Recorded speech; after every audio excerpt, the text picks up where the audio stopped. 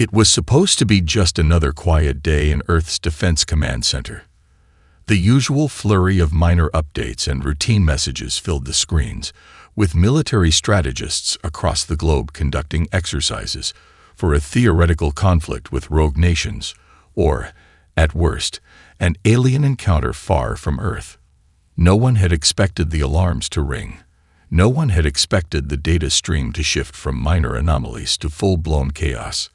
The first signal came at 3:32 hours, intercepted by Earth's Deep Space Monitoring Array, a strange, high-frequency pulse emanating from the outer solar system. At first, it was written off as a glitch, a rare cosmic event perhaps caused by a solar flare or a nearby black hole. But then the pulse repeated, growing stronger each time. By the fifth cycle, it was clear. Something was out there. Admiral Nathan Keller, commanding officer of Earth's primary fleet, sat at the center of the command room, eyes narrowing as the data streamed in. He was no stranger to interstellar communications. Every major military command had one dedicated to detecting deep space transmissions. But this was different. Something about the pulse wasn't just alien, it was intentional. Earth had detected signals before, but never with such precision, such deliberate intent. "Admiral, you need to see this," called Captain Elise Brooks, Keller's first officer, her voice tight with urgency. She turned the screen toward Keller, showing a highly irregular signal pattern, not at all like any communication Earth had sent into the void in the past. "It's not just a message," she added. "It's a sequence, a signal aimed directly at us." Keller's jaw clenched as his fingers hovered over the command console. He knew that humanity was far from the top of the galactic food chain. Earth had made strides in space exploration, but the reality of encountering a superior civilization was always the hidden fear. The data was increasingly clear. The signal was coming from a location just outside Neptune's orbit, well beyond Earth's immediate reach, but not far enough for comfort.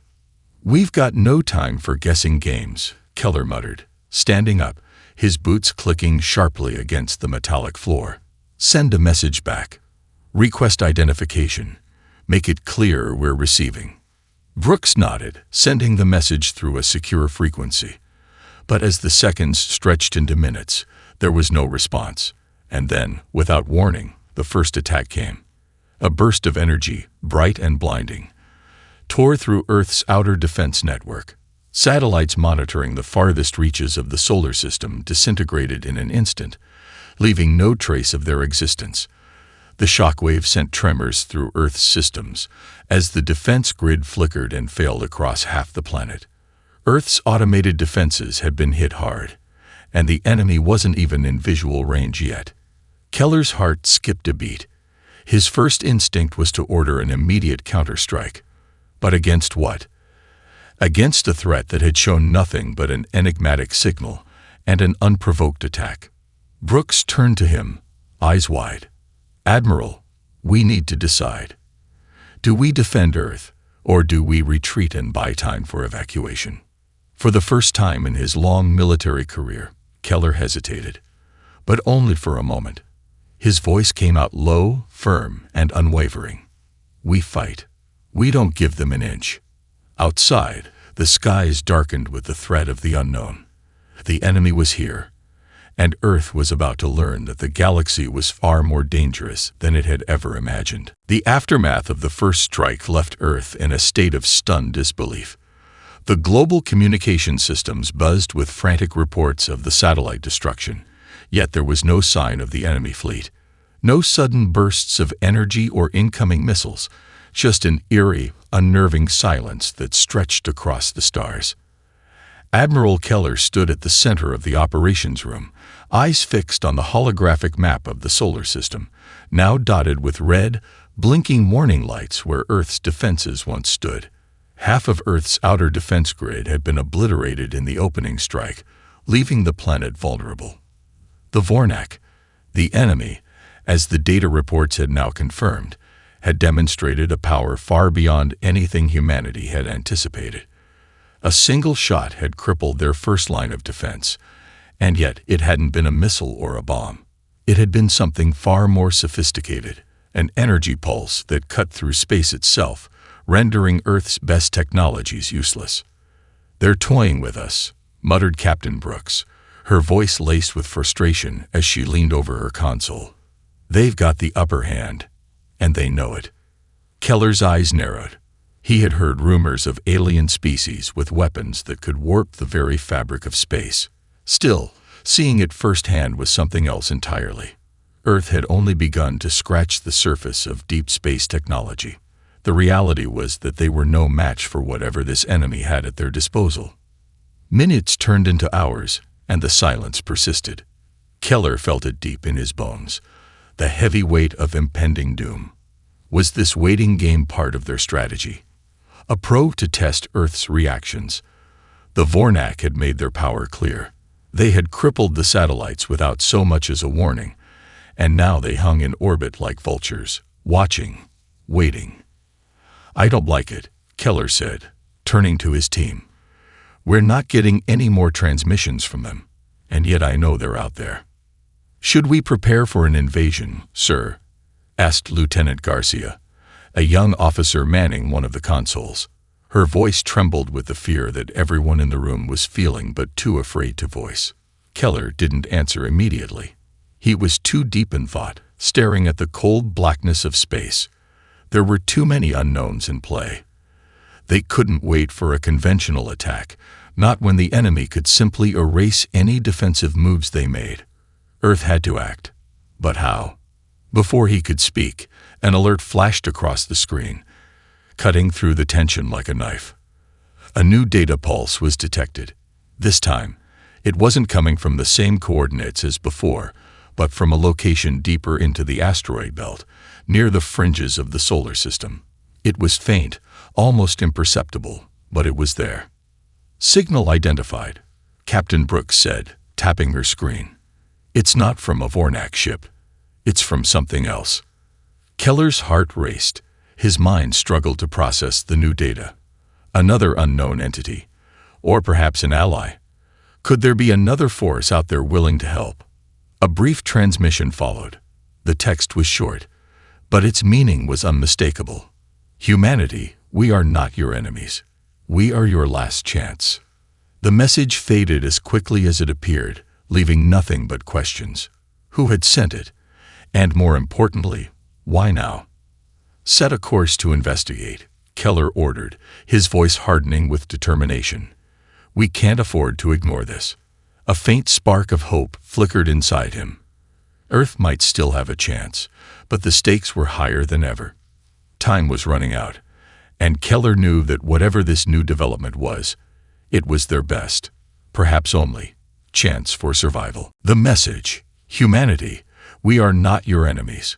We are your last chance," lingered in Keller's mind long after it vanished from the console. Every officer in the command room exchanged uncertain glances, but none dared question the order. Keller knew there was no time to waste. If this was some form of help, even if from an unknown source, it was their only lifeline. "Set a course for the asteroid belt. Full power to the engines," Keller commanded, his voice steady despite the storm of thoughts raging inside him. He turned to Captain Brooks. "We need answers, and we need them now." Brooks nodded, her face tight with determination. "Aye, Admiral. Course plotted. We'll be in range of the signal in 2 hours." As the fleet's flagship, the Endeavour began its slow journey toward the source of the mysterious transmission. Keller paced the bridge, eyes locked on the vast expanse of space before them. The stars seemed so distant, so cold. And yet, in the heart of that cold, there was a flicker of warmth, the hope that perhaps, just perhaps, humanity wasn't as alone as it seemed. "We're taking a massive risk here," said Lieutenant Garcia, her voice barely a whisper. "What if this is a trap? What if they're trying to lure us into a false sense of security?" Keller paused, meeting her eyes. She wasn't wrong. Every instinct told him that something wasn't right about this entire situation, but in the absence of options, they had no choice. The Vornak were ruthless and relentless, and Earth's fleet was already staggering under the weight of the first blow. An invasion was inevitable, unless they could strike first or find an unexpected ally. "We'll be cautious," Keller replied, his tone unwavering. "But we don't have the luxury of hesitation." The fleet moved through the darkness of space, the only sound the low hum of the engines and the soft clicking of keyboards as the crew worked to decode every last piece of the enemy's communications. The minutes felt like hours. Keller stood at the edge of the bridge, staring out into the void, where the asteroid belt loomed in the distance, a collection of floating rocks and shattered remnants of an ancient time. It wasn't until they reached the outer rim of the belt that they picked up something else, an energy signature, faint but undeniably present, coming from a small moon orbiting one of the larger asteroids. The signal had been coming from there all along, but the moon was entirely uncharted, a place beyond the fringes of any known civilization. "There it is," Brooks said, pointing at the screen. "The source of the transmission." Keller's heart skipped a beat. Whatever or whoever was sending these messages had to be there. The stakes were higher than ever. Earth's survival could rest on what they found in that forgotten moon's shadow. "We land in 30 minutes, Keller said. "Prepare an extraction team. We may need to move quickly once we make contact." The tension on the bridge was palpable. Every officer knew that if this was a trap, they were walking into a death sentence. But if this was an ally, if this was truly humanity's last chance, then they couldn't afford to let fear dictate their next move. As the Endeavour cruised closer to the surface of the small, barren moon, Keller stood still, his hands clasped behind his back. The ship shuddered as it made its final approach, and he knew this was the moment where they either found salvation or sealed their doom. A faint voice buzzed over the comms, crackling through the static. "Admiral Keller, we are ready. Come. The truth awaits." Keller looked up, his mind racing. What truth? He muttered under his breath. And with that, the descent began. The Endeavour touched down on the moon's rocky surface with a soft shudder, the low gravity making the landing far smoother than anticipated. Outside, the desolate landscape stretched in every direction, barren, gray, and lifeless, as if this place had been forgotten by time itself. There were no signs of civilization, no landmarks to guide them, only the faint energy signature that had led them here. Inside the command center, tension was thick. Keller stood in front of the briefing table, staring at the holographic map of the surface that stretched before them. The small, seemingly insignificant moon now held the fate of humanity in its silent grasp. The voice that had transmitted the cryptic message had now fallen silent, leaving them to wonder if this was a trap, or if, against all odds, they had found a friend in the stars. "Teams ready for deployment," Brooks said, her voice firm but laced with apprehension.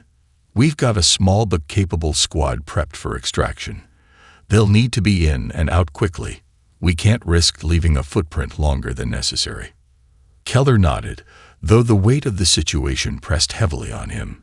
Every instinct told him to proceed with caution, but the alternative, waiting for the Vornak to obliterate Earth, was far worse. The transmission had promised they were humanity's last chance, but for all they knew, this could be a cruel ruse. "We move now," Keller said.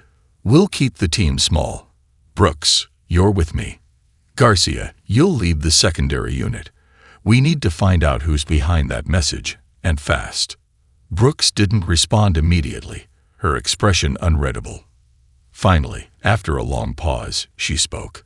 "You don't think we're walking into an ambush, do you, Admiral?" The question hung in the air, heavy with unspoken fears. Brooks had been by his side for years, and Keller knew that despite her calm exterior, she was just as uncertain as the rest of them. "I don't know," Keller admitted, "but we're not in a position to wait and find out. The Vornak aren't going to give us that luxury." Brooks gave him a single, sharp nod and then turned to gather her gear. Despite the tension, Keller couldn't help but admire her. In a time of uncertainty, she was exactly the type of officer humanity needed. Smart, brave, and willing to take risks when the stakes were this high. As the small team prepared to disembark, Keller couldn't shake the gnawing sense of dread that had settled in his gut. Everything about this mission screamed unknown. And unknown was a luxury they could no longer afford. The Vornak would be closing in soon, and Earth had to act fast if there was any hope of survival. But if they were to truly find a way to fight back, it had to start here. The shuttle doors opened, and the bitterly cold air of the moon greeted them. As the team filed out, the only sounds were their boots crunching against the loose regolith and the low hum of the shuttle's engines powering down. The desolate expanse stretched out before them, seemingly empty. But then, just beyond a ridge of jagged rocks, Keller's sharp eyes caught a faint glimmer of light. It wasn't much, just the faintest flicker, like a distant campfire, but it was enough to send a ripple of hope through his chest. "This way," Keller ordered, motioning for the team to follow. They moved quickly, scanning the surroundings for signs of danger. It wasn't until they reached a small outcropping of rock that the source of the light became clear. A large metallic door embedded into the side of a cliff, camouflaged to blend seamlessly with the moon's surface. Keller felt his pulse quicken. This was no random discovery. This was deliberate. Someone, or something, had been waiting for them. Brooks stepped forward, her voice steady as she spoke into the comm. "We found something, Admiral. Looks like our mysterious benefactors weren't lying." Keller motioned to the door. "Open it." With a hiss, the door slid open, revealing a dark corridor leading into the depths of the moon. As they stepped inside, a faint hum of machinery filled the air, and Keller's heart beat louder with each passing step. What lay ahead would either save Earth or condemn them all. The voice from the transmission crackled over the comms once more, softer this time, as though it had been waiting for them. "Welcome, Admiral Keller. Welcome to humanity's last hope." The door sealed behind them with a heavy thud, cutting off the cold light of the lunar surface and plunging the team into the eerie glow of artificial lighting. The air inside the structure was sterile, almost too perfect, a stark contrast to the desolation of the moon's surface. The metallic walls reflected their movements, and the corridor stretched on in silent, unyielding darkness. Keller's boots echoed as they stepped forward, every footfall amplifying the tension in the air. His mind raced, but his focus never wavered. He had been in countless dangerous situations, but this was different. There were too many unknowns, too many variables. The message had promised a chance at survival, but Keller was no fool. The truth was always more complicated than anyone ever expected. Brooks, ever the professional, kept pace beside him, her eyes scanning the environment for any signs of danger. She didn't say a word, but Keller could feel the same sense of unease radiating off her. They weren't alone in this place, not by a long shot. At the end of the corridor, a set of large doors loomed, their surface covered in strange symbols that Keller couldn't read, but somehow felt drawn to. They were alien, yes, but there was something about them that felt familiar. The door slid open with a soft hiss, revealing a large chamber beyond. The room was illuminated by a soft, pulsing light coming from a series of consoles that lined the walls.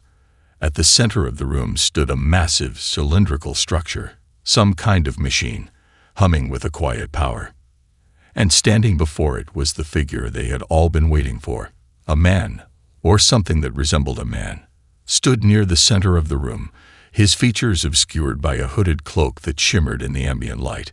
His presence was commanding, yet strangely calm, and as he turned to face them, Keller felt a chill run down his spine. The figure's eyes, glowing faintly with an unnatural light, locked onto his. "Admiral Keller," the figure said, his voice deep and resonant, carrying the weight of ages. "You've come."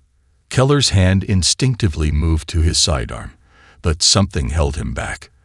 There was no immediate threat, no sign of aggression from the figure, but that didn't ease the knot in his stomach. "We've come for answers," Keller said, his voice steady despite the storm of emotions building inside him. Who are you, and what is this place? The figure stepped forward, pulling back his hood, revealing a face that was both human and yet not. His skin was pale, almost translucent, and his features had an otherworldly symmetry to them. Too perfect, too precise. His eyes, however, were what held Keller's attention. They were ancient, filled with the weight of countless millennia, and yet there was a flicker of something that could only be described as compassion. "I am called Terran, and this place," he said, gesturing to the chamber, "is where the last remnants of humanity's future are hidden." Keller's mind reeled. Hidden? What are you talking about? Terran moved toward the center of the room, where the massive cylindrical machine stood. He placed his hand upon it, and the hum of the device grew louder, more insistent. A holographic map of the galaxy flickered into existence, showing the stars of distant systems, each marked with symbols that Keller didn't understand. "You are not the first to be threatened by the Vornak," Terran said, his voice somber. "We too fought them, long before your species ever learned to look to the stars. And now we offer you what remains of our technology, the means to defeat them." Keller's heart raced. This was it. This was their last chance. But as the map pulsed before him, another question gnawed at him. "If you fought the Vornak before, why haven't you intervened sooner? Why wait until now?" Keller demanded.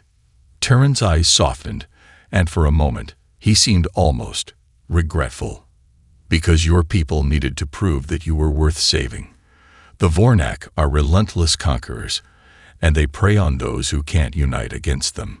You have shown bravery, yes, but your survival depends not only on weapons or power, it depends on your unity." Keller clenched his fists. The weight of the situation was suddenly clear. Earth wasn't just fighting for survival, it was fighting for its very soul. Terran's voice dropped to a near whisper. "What you choose next will determine whether your species survives or falls into the darkness. Make it count." The words hung in the air, heavy with their meaning. As Keller's team exchanged glances, they had come for answers, but now it seemed they had stumbled onto a deeper truth than they could have ever expected. The fight for Earth had just become far more complicated than anyone had imagined. Keller stood still, his eyes locked on Terran, feeling the weight of the alien's words settle in his chest. The truth that had been so carefully hidden in the shadows was now laid bare before him. Humanity's fight wasn't just a battle for survival. It was a test of whether Earth could unite, not just in the face of the Vornak's brutality, but in overcoming its own deep divisions.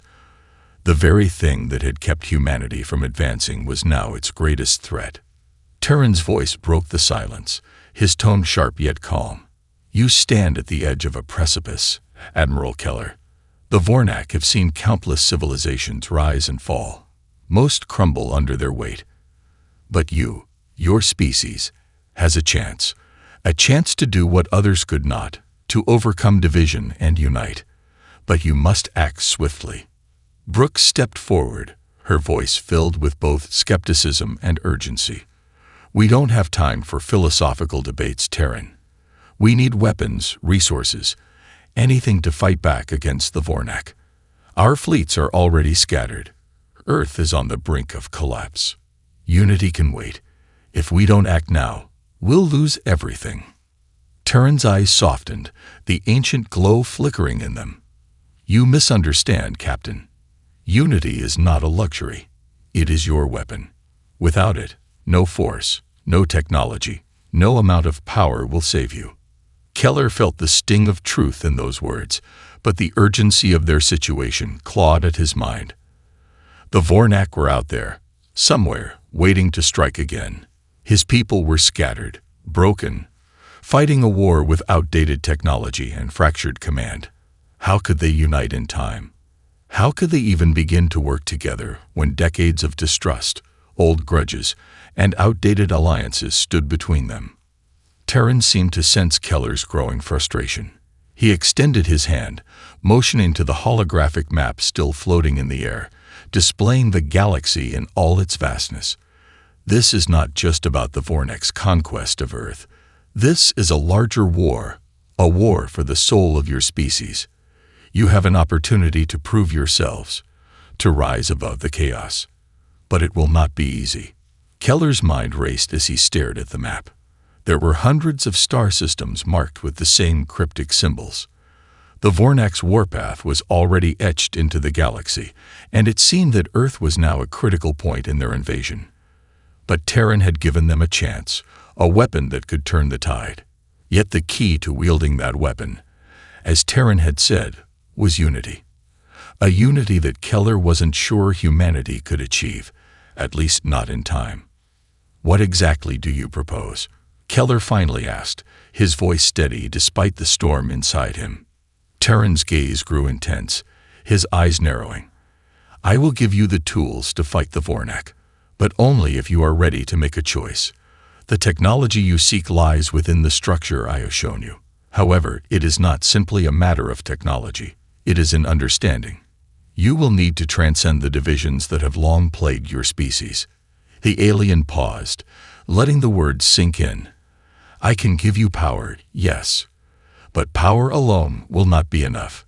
You will have to change the way you think, the way you lead, and the way you fight. To win, you must first confront your own weaknesses." Brooks frowned, her skepticism still evident. "And if we don't? If humanity can't unite in time?" Terran's expression hardened. "Then the Vornak will consume your world, just as they have countless others. It is your choice, but make it quickly." A tense silence fell over the group. Keller's mind swirled with the implications. He understood what Terran was saying. It wasn't just about military might. It was about something deeper. A kind of strength that came not from firepower or advanced weapons, but from humanity's ability to come together as one. But could it be done? Could humanity truly unite in time to stand against the Vornak? The clock was ticking. The Vornak were coming. And if Earth was to have any chance at survival, they would have to overcome their deepest flaws, the ones they'd carried with them for centuries. Time was running out. Keller met Terran's gaze, feeling the weight of the decision settle on his shoulders. "We'll make it work," he said, his voice determined, though the uncertainty lingered in his heart. "We have no other choice." Terran gave a solemn nod. "Then take what I offer. But remember, Admiral, what you fight for will define you. Choose wisely." The faintest hum filled the air as Terran stepped back, unlocking the secrets of the chamber. And in that moment, Keller knew, whatever happened next, it would change the course of human history forever. The atmosphere in the chamber shifted as Terran stepped aside, revealing the hidden compartment embedded in the wall. The air hummed with energy as the walls flickered and vibrated, responding to his presence. The space seemed to come alive, as though it had been waiting for this moment, the arrival of those who were truly ready to wield its power. Keller's pulse quickened as he approached the glowing chamber. Brooks, Garcia, and the rest of the team followed in silence, each of them unsure what they were about to face. The mission had begun with a simple goal: to survive. But now, it seemed they were standing on the precipice of something far greater, something that could either uplift humanity or destroy it. "This is where your future lies," Terran said quietly, his voice almost a whisper as the glowing door slid open. Beyond it was a massive room, filled with complex machinery, strange devices, and vast panels that pulsed with a soft, unnatural light. The room appeared like a hybrid between a lab and a command center, but it was far beyond anything humanity had ever seen. Keller stepped forward, drawn to the centerpiece of the room, an enormous crystalline structure at the center. It was clear that it wasn't a natural formation. Its surfaces were too smooth, too symmetrical. The light that emanated from within seemed to shift, refracting off its facets in a way that felt almost conscious. "This is the heart of the Nexus," Terran explained, his voice tinged with reverence. "It is the core of the technology I can offer you. With it, you will gain the means to fight back against the Vornak. It can enhance your ships, your weapons, and your people's ability to unite, if you can harness its power." Keller felt the weight of those words settle on him. This was it, the weapon they had been promised. It was nothing like anything humanity had ever imagined. The heart of the Nexus was an artifact that transcended their understanding of technology. Yet, for all its promise, Keller couldn't shake the question that loomed over him. At what cost? He asked, his voice steady, though his thoughts were anything but. What do you want in return? Terran's expression hardened, his ancient eyes filled with a somber knowing. The price of this power is unity, he said simply. The Nexus can only function if your species is united in purpose. If you continue to divide yourselves, the power will burn you from the inside out. It is not a tool to be wielded by factions. It is a force of nature that requires harmony. Keller's mind reeled. The words echoed the very lesson he had been unwilling to accept. Unity was the key to their survival. But now, it wasn't just a moral imperative, it was a necessity. They had to come together, or they would lose everything. And if they couldn't, if the fractures in human society ran too deep, it would consume them. Brooks stepped forward, her gaze hard. And if we can't unite, if humanity can't put aside its differences in time. Terran's eyes flickered with something like pity, but his voice was unwavering. Then you will lose more than just the war. You will lose your place in the galaxy. The Vornak are but one enemy. There are others, older, more powerful, and they will come for what remains. Keller turned away from the crystalline heart, his eyes scanning the room. The weight of the decision bore down on him. And for a moment, it felt like the very air around him had thickened, as though the room itself were holding its breath. We don't have the luxury of time, Keller muttered. We don't have the luxury of waiting for humanity to come together. Terran stepped closer, his voice softer. Time is a matter of perspective. Admiral, the Nexus will help you fight, but only if you are ready to change, to become something greater than what you are now. It is not just a weapon. It is a path to evolution. To survive the Vornak, and whatever else is to come, you must evolve. Keller looked up at the glowing heart, knowing that the moment of choice had arrived. To embrace this power was to accept the impossible challenge of unifying a fractured world, a task so monumental it seemed out of reach. But it was clear now. Humanity's future wasn't just about defeating an enemy. It was about becoming something more than what they had been. We'll take it, Keller said, his voice filled with grim resolve. We'll find a way to unite. Terran nodded once, his expression unreadable. Then prepare yourself, Admiral. The path ahead will be difficult, but if you succeed, your species will ascend. If you fail, you will not be the last to fall. As the chamber doors slid open once more, Keller took a step forward. The Nexus was now in their grasp, and the future of humanity was teetering on the edge of a knife. The heart of the Nexus pulsed softly, its light filling the chamber with an almost tangible energy. Keller stood before it, feeling the weight of history pressing down on him, and the responsibility of the future that lay ahead. The room hummed with power, the very air thick with possibility. But with that power came an unsettling realization. This was humanity's last chance. As the team gathered around, the gravity of their mission settled in, their faces reflecting the same uncertainty that Keller felt. They were no longer just soldiers or officers. They were part of something far greater, something that could change the very fabric of humanity. Terran stood nearby, his presence a silent anchor in the midst of their turmoil. The Nexus is not just a weapon. It is a bridge, a link between your species' potential and its destiny. But to truly wield its power, you must first accept the truth. Humanity's strength lies in its unity. That is your greatest weapon. Brooks was the first to speak, her voice still tinged with skepticism. You keep saying unity, but we've seen how divided humanity is. Governments, factions, ideologies. How do you expect us to fix that overnight? How can we force people to come together when they've been tearing each other apart for centuries? Terran's eyes glowed with an understanding that seemed far beyond human experience. You cannot force unity. It is something that must come from within, something your people must choose for themselves. But the Nexus will make that choice easier if you allow it.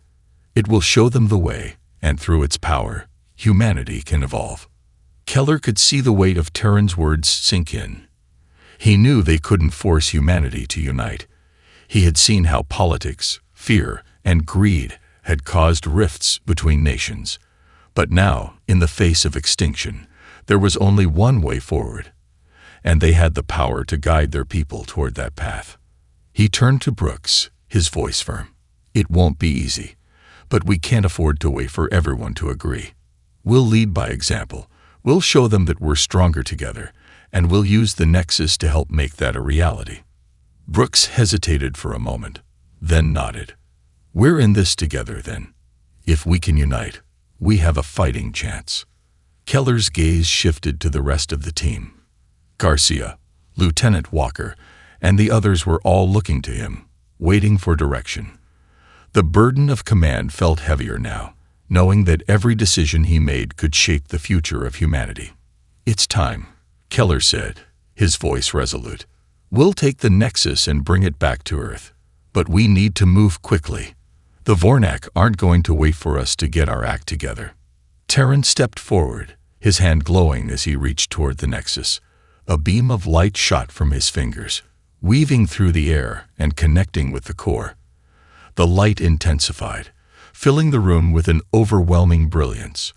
"This power is now yours. But remember, if you misuse it, it will destroy you as quickly as it can save you." Keller felt a surge of energy wash over him as the Nexus responded, its energy sensing with the ship systems, and then spreading outward, linking with Earth's scattered forces. The beacon was sent, a signal to all the human factions, all the survivors, an invitation, a call for unity. The message was simple: together, we rise. Together, we fight. Terran turned toward Keller, his voice steady. "The Vornak will come soon, but they are not your only concern. You must make your choice. Fight as one or fall divided. The future is yours to claim." Keller nodded, turning back toward the rest of his crew. "Let's get to work. Humanity's future depends on us." The team moved quickly, their resolve strengthening with every passing moment. The power of the Nexus, now linked to Earth's systems, began to pulse with energy, forging a new era of possibility. But as Keller watched the team prepare for the journey back to Earth, he couldn't shake the feeling that this was just the beginning. The real battle would not be fought in space or on the battlefield. It would be fought in the hearts and minds of the people. And as the Endeavor lifted off from the surface of the moon, headed back to Earth, Keller knew the most critical mission had only just begun. Uniting humanity was not just a choice, it was their only chance to survive. And he would lead them to that future, no matter the cost. For the first time in a long while, Keller allowed himself to hope.